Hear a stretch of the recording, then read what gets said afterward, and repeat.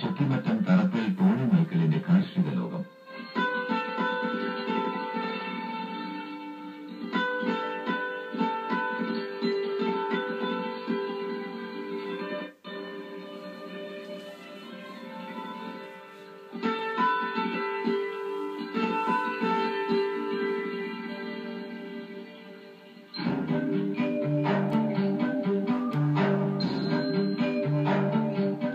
ബുദ്ധിയുടെയും സാങ്കേതിക തെളിവിന്റെയും സമച്ച സമ്മേളനം. ഇതിനൊക്കെ നിമിത്തമായത് ഒരു പ്രതിസന്ധിയാണ്. 50ഓളം പശുക്കൾ. അവയ്ക്ക് ആവശ്യത്തിന് പുല്ല് വേണം.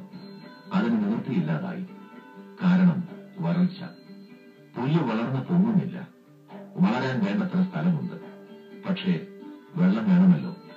കാലിത്തീറ്റയ്ക്കും വില കൂടിക്കൊണ്ടിരിക്കുന്നു.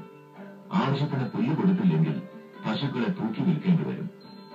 പരിഹാരം എന്ത് എന്ന ചോദ്യമാണ് ടോണി മൈക്കിളിനെ ഈ യന്ത്രത്തിന് മുന്നിൽ എത്തിച്ചത്. Hydroponic fodder machine.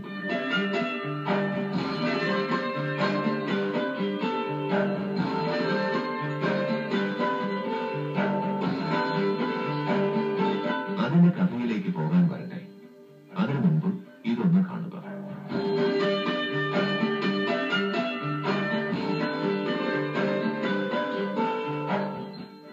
മൈക്കിളിന്റെ പ്രായോഗിക ബുദ്ധിയുടെ ആഴമറിയാൻ ഈ കുളം കണ്ടാൽ മതി. വരൾച്ചയെ നേരിടാൻ ടോണി മൈക്കിൾ കണ്ടെത്തിയ ആദ്യത്തെ മാർഗം.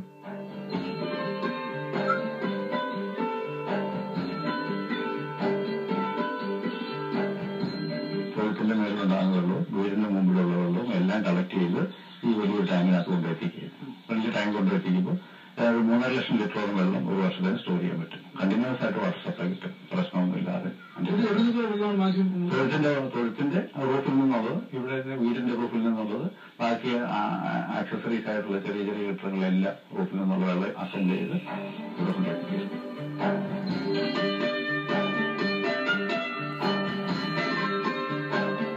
അങ്ങനെ കുളം വന്നു. പുൽകൃഷിക്കുള്ള വെള്ളം കുറച്ചെങ്കിലും കിട്ടിത്തുടങ്ങി. കുളം കൊണ്ട് മറ്റൊരു പ്രയോജനം കൂടി ഉണ്ടെന്ന് മനസ്സിലാക്കാൻ വൈകിയില്ല. വെള്ളം ചീത്തയാവാതിരിക്കാൻ മീനിരുന്നാൽ നല്ലതെന്ന് ഒരാൾ പറഞ്ഞു, അറിവുള്ള ആൾക്കാർ പറഞ്ഞത്. അപ്പോൾ അത് സാധ്യതയാണല്ലോ നോർത്താണ് മീനിനെ കൊണ്ടിട്ട്. അതൊരു 200 മീനിനെ കൊണ്ടിട്ടപ്പോൾ അത് കെട്ടി വരുന്നതായിട്ടുണ്ട്. അത് തന്നെ കെട്ടി വരികയാണ് കൂടുതലുണ്ടാക്കുന്നത്. പിന്നീട് നമ്മൾ കാർപ്പിനെ കൊണ്ടുവിടാറ്. കൊണ്ടുവിട്ടാൽ അത് കെട്ടി വരികാറില്ല. ഇതിനകത്ത് വെള്ളം ക്ലീൻ ആയിട്ടിരിക്കും, നല്ല വെള്ളമായിട്ട് മാറും. അത് കുഴപ്പമൊന്നുമില്ല. അതിനുവേണ്ടിയാണ് മീനിന്റെ സാധ്യത. മീൻ വിറ്റ് തന്നെ ഒരു 2000 രൂപ കിട്ടിയെന്ന് പറയുമ്പോൾ അത് നമുക്കൊരു വലിയ സാധ്യതയായിട്ട് തന്നെ തോന്നി. എന്നാലും ആദായം കൂടാതെ അഡീഷണൽ ആയിട്ട് ഇതിൽ നിന്ന് മീൻ കൂടെ കിട്ടുന്നുള്ളത്. കുളം മീൻ വളർത്താൻ ഉണ്ടാക്കിയതല്ല, വെള്ളം കിട്ടാൻ ഉണ്ടാക്കിയതാണ്. അതും ഷീറ്റ് കൊണ്ട്. അത് കേടുവരാൻ പാടില്ല. അപ്പോൾ പിന്നെ എങ്ങനെ മീൻ പിടിക്കും? അതിന് ടോണി മാത്യു മാർഗം കണ്ടെത്തി. കുളം അറിയാതെ മീൻ പിടിക്കാൻ ഒരു വല, ചീനവല. ഇതിൽ ഈ പൈപ്പ് കാണുന്നില്ല, ആ പൈപ്പിൽ 2 കപ്പി വണ്ടി പോലെ കപ്പി വെച്ചിട്ടുണ്ട്. ആ കപ്പിയിൽ കയറി കെട്ടിട്ട് വലിയൊരു വളയം, ഒരു സ്റ്റീൽ വളയത്തിൽ നെറ്റ് കെട്ടിയൊരു വല പോലെ തന്നെയാണ്. ആ വലയ്ക്കകത്താണ് തീറ്റ ഇട്ട് കൊടുക്കുന്നത്. തീറ്റപാത്രം കെട്ടി വെച്ചിട്ടുണ്ട്. ആ തീറ്റ ഇട്ടുകൊണ്ട് വെള്ളത്തിൽ താഴ്ത്തു വയ്ക്കുമ്പോൾ എല്ലാ ദിവസവും ഒരേ സമയത്ത് തീറ്റ ഇട്ട് കൊടുക്കുമ്പോൾ മീൻ അത് തിന്നാൻ വേണ്ടി നെറ്റിനകത്ത് കയറി വരും. ഈ നെറ്റിനകത്ത് കയറി കുറെ കഴിയുമ്പോൾ നമ്മൾ വലിച്ചു പോയി കഴിഞ്ഞാൽ അതിനകത്ത് ചെറുതും വലുതായ എല്ലാ മീനും കാണും. അത് വലുതാണെന്ന് നമ്മൾ തെരഞ്ഞു പിടിച്ചിട്ട് ബാക്കി ചെറുതിനെ തിരിച്ചു ഞങ്ങൾക്ക്. അപ്പൊ നമ്മുടെ ആവശ്യത്തിന് ഒരു ദിവസത്തുള്ള ആൾക്കാർ വരുമ്പോൾ എത്ര കിലോ മീൻ വേണമെന്ന് പറഞ്ഞാൽ അത്രയും കിലോ മീൻ.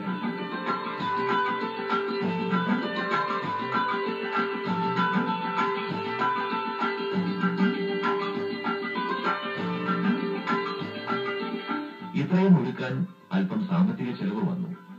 അതൊക്കെ പക്ഷേ മീൻ കൃഷിയിലൂടെ നികത്താനാവുമെന്ന് കണ്ടു കഴിഞ്ഞു. ഇത് മൊത്തം ചെലവ് JCB ഉപയോഗിച്ചാണ്. ഹ്യൂമൻ ലേബർ ഒന്നും ഉപയോഗിച്ചിട്ടില്ല. ആകെ പടുത വിരിക്കുന്നതിന് വേണ്ടി മാത്രമേ ഹ്യൂമൻ ലേബർ ഉപയോഗിച്ചിട്ടുള്ളൂ. JCB ഉപയോഗിച്ചാണ് വിളിച്ചത്. എല്ലാം കൂടെ 10,000 രൂപ ആയിട്ടുള്ളൂ. JCBയുടെ വർക്കെല്ലാം കൂടെ കൂട്ടിയിട്ട് 23,000 റുപ്പീസായി ഈ ഒരു പടുതയ്ക്ക് തന്നെ. ബാക്കി ഇവിടെ കാലിത്തീറ്റയുടെ ബാഗുകൾ ഉണ്ടായിരുന്നാണ് ആദ്യം ഒരു ലെയറായിട്ട് ഇരിച്ചത്. അതിന് മേളിലാണ് ഈ പടുത വെച്ചത്. മത്സ്യകൃഷി ഉണ്ട് ഇതിനകത്ത്. നൈലോട്ടിക്ക എന്ന് പറഞ്ഞൊരു വെറൈറ്റി ഉണ്ട്, കേരള കരിമീൻ എന്നാണ് അറിയപ്പെടുന്നത്. പിന്നെ കോമൺ ഗ്രാസ് കാർപ്പുണ്ട്. ഇതെല്ലാം നമ്മൾ വിൽക്കുന്നുണ്ട്. ഈ വർഷം തന്നെ ഒരു 8,000 രൂപ നമുക്ക് മത്സ്യം വിറ്റ് തന്നെ കിട്ടുന്നുണ്ട്.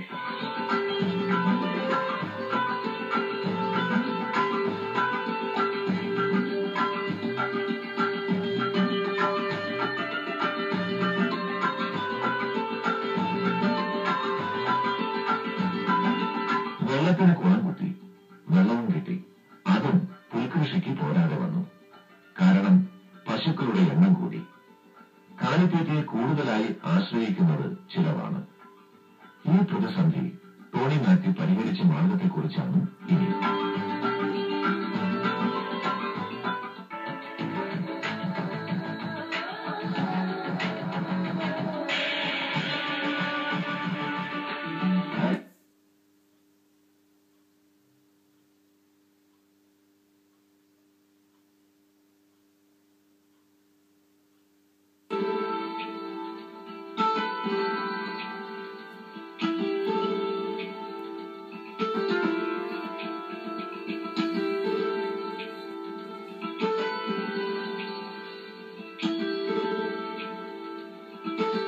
ഹൈഡ്രോപോണിക് ഫീഡർ മെഷീൻ അഥവാ പുല്ല് കിളിർപ്പിക്കും യന്ത്രം.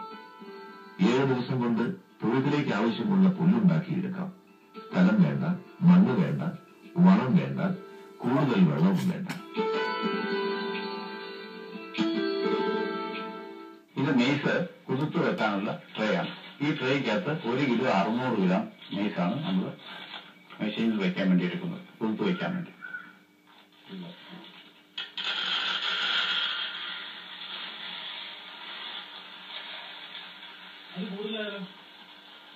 അത് കൂടുതലായാലും കാണത്തില്ല, ആദായം കൂടുതലായിട്ട്. മാക്സിമം 1 600 എടുത്താൽ 1.5 കിലോ ആണ് അതിനകത്ത് ഒരു ട്രേക്ക് അത് വെക്കണം. ആ ട്രേ നമ്മളവിടെ വെക്കുമ്പോഴേക്കും ഇത് 1 600 ആണ് ഇതിനകത്ത് വെക്കുന്നത്. 1 600 എടുക്കുന്നതിന് കാരണം എന്ന് പറഞ്ഞാൽ ഇതിനകത്ത് പൊടിയുണ്ട്. ഇത് കഴുകിയിട്ടാണ് ഇത് വെള്ളത്തിൽ കുതിർത്ത് വെക്കുന്നത്.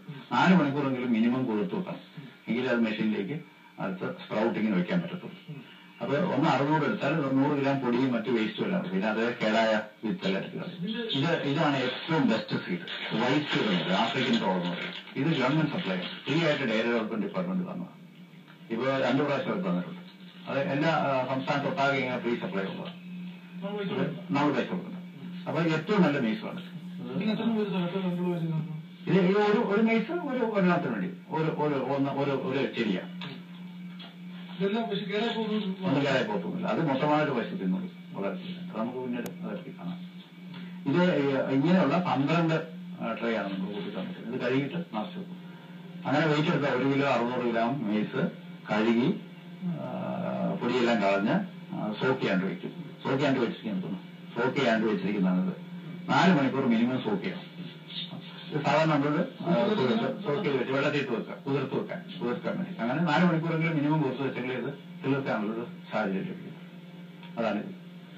ഇപ്പൊ നമ്മൾ 2 വെറൈറ്റി മെയ്സാണ് കൃഷി ചെയ്യുന്നത് ഇതിനകത്ത് പരീക്ഷണാടിസ്ഥാനത്തിൽ. ഒന്ന് വെള്ള മെയ്സ്, ഒന്ന് മഞ്ഞ മെയ്സ്. പ്രത്യേകത അത് പരീക്ഷിച്ചുകൊണ്ടിരിക്കുന്നത്. ഇപ്പൊ പല വെറൈറ്റി പരീക്ഷിച്ച് ഏതാണ് ഏറ്റവും നല്ല ആദായം തരുന്നത് നോക്കിയിട്ടുണ്ട്. അത് വേണം നമ്മൾ തന്നെങ്കിൽ തീറ്റയ്ക്ക് വേണ്ടി ആ മെയ്സ് ഉപയോഗിക്കാൻ നോക്കാം. ഇത് മഞ്ഞ മെയ്സ് എന്ന് പറഞ്ഞാൽ ഇത് CO1 എന്ന് പറയും, കോയമ്പത്തൂർ 1 എന്ന് പറയും. കോയമ്പത്തൂരിൽ നിന്ന് കിട്ടിയതാണ് ഇത്. പക്ഷെ ഇവിടെ കണ്ടിടത്തോളം വെള്ള മെയ്സ് തന്നെയാണ് ഏറ്റവും നല്ലത്.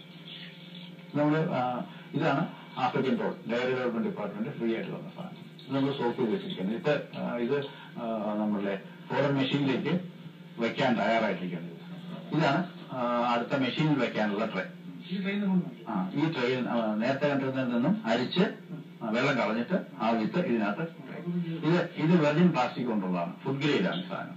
സാധാരണ റീസൈക്കിൾ പ്ലാസ്റ്റിക് അല്ല, ഇത് വളരെ വില കൂടിയ സാധനമാണ്. 3 അടി 1 അടി നീളമാണ്, 1 അടി വീതി 3 അടി നീളമാണ്. ഇതിനകത്താണ് വിതച്ച് വെക്കുന്നത്. വിത്ത് വിതച്ച് ശേഖരിക്കും. ഈ ട്രേക്ക് 470 രൂപ വിലയുണ്ട്. ഈ കമ്പനിയുടെ തന്നെ ട്രേ ആണ്. ഈ മെഷീൻ ഉണ്ടാക്കിയ കമ്പനി തന്നെ സപ്ലൈ ചെയ്യുന്ന ട്രേ. ഇത് ഡാമേജ് ആയി കഴിഞ്ഞാൽ 470 രൂപ കൊടുത്താൽ ഓപ്പൺ മാർക്കറ്റിൽ അവൈലബിൾ അല്ല. ഇത് വെർജിൻ പ്ലാസ്റ്റിക് കൊണ്ടുള്ളതാണ്, ഫുഡ് ഗ്രേഡാണ്. അതിനകത്തേക്കാണ് വിതയ്ക്കുന്നത്. സോക്ക് ചെയ്ത ഇങ്ങോട്ട്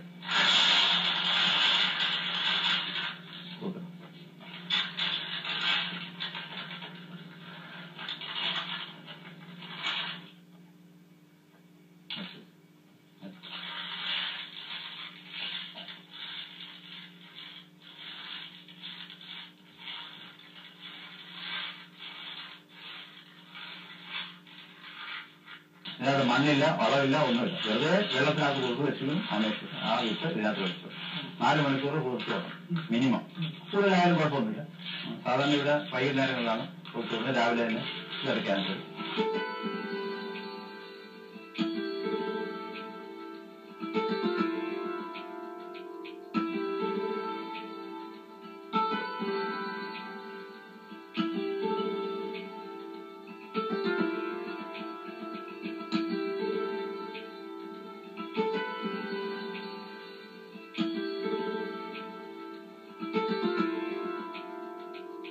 പുൽമേട് തന്നെയുണ്ട് അകത്ത്.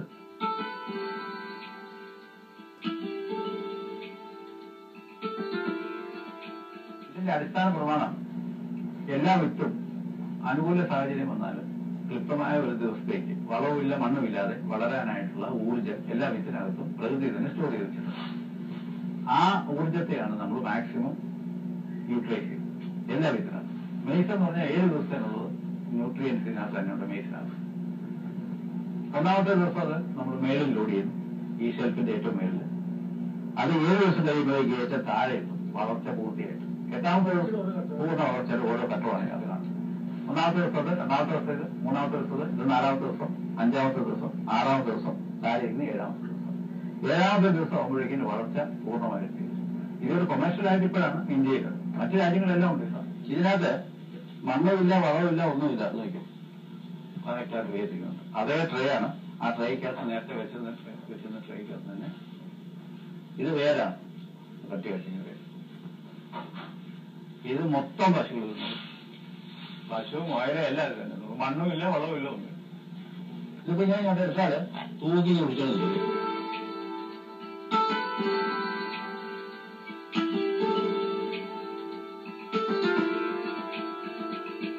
ഇത് സാധാരണ പുല്ലിനേക്കാൾ വിശേഷപ്പെട്ടതാണെന്ന് ടോണി മാത്യു പറയുന്നു.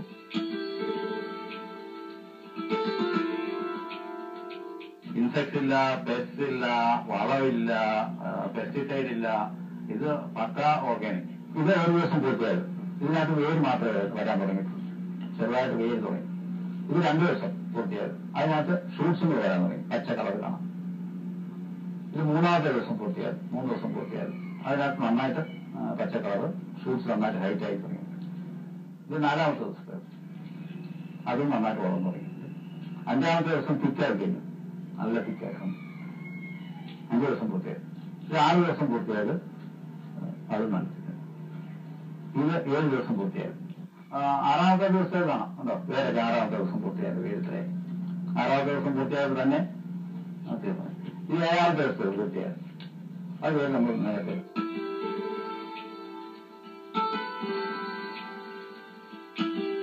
അഹമ്മദാബാദിലാണ് യന്ത്രം നിർമ്മിക്കപ്പെടുന്നത്. അവിടെ വട്ടുവ എന്ന സ്ഥലത്തെ green tech organic hydroponics systems manufacturers ആണ് നിർമ്മാതാക്കൾ. അത് കമ്പനിക്കാർ തന്നെ വന്ന് ഇൻസ്റ്റാൾ ചെയ്തിട്ട് ഇതൊരു 30 പീസായിട്ട്